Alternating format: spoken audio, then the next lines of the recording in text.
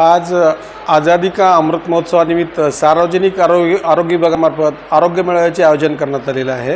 या आरोग्य मेळाव्याचे मुख्य उद्देश म्हणजे जनतेमध्ये आरोग्याविषयी जनजागृती करणे, आरोग्य विभागामध्ये दिल्या जाणाऱ्या विविध शासकीय योजनांची जनजागृती व्हावी या मूळ उद्देशाने हा आरोग्य मेळावा आयोजित करण्यात आलेला आहे।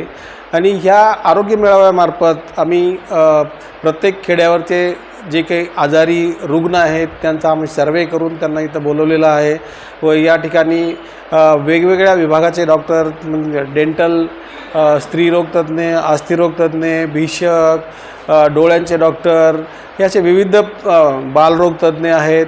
तर विविध प्रकारचे आमच्याकडे तज्ज्ञ आहेत। या तज्ज्ञामार्फत त्यांची तपासणी करून ज्यांना जे काही आजार आहे त्या आजाराचं निराकरण करून त्याविषयी औषधोपचार देण्यात येत आहे।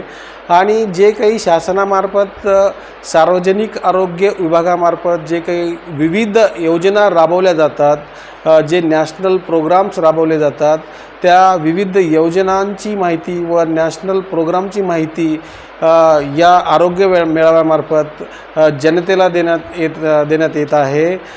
जसे की तंबाखू नियंत्रण प्रोग्राम आहे, ब्लाइंडनेस कंट्रोल प्रोग्राम आहे, नॅशनल टी बी कंट्रोल प्रोग्राम आहे, HIV व एड्स कंट्रोल प्रोग्राम आहे, फॅमिली प्लॅनिंग प्रोग्राम आहे। ह्या विविध प्रोग्रामची या आरोग्य मेळाव्यामार्फत जनतेला माहिती दिली जाते व जनतेमध्ये आजाराचे प्रसारण होऊ नये, संसर्गजन्य असंसर्गजन्य जे काही आजार आहेत या आजाराचं प्रिव्हेन्शन कसं करता येईल व आजार कसं टाळता येईल याविषयी जनतेला माहिती दिली जाते। तर या उद्देशाने आम्ही आज RH ग्रामीण रुग्णालय अहमदपूर येथे आरोग्य मेळाव्याचं आयोजन केलेलं आहे।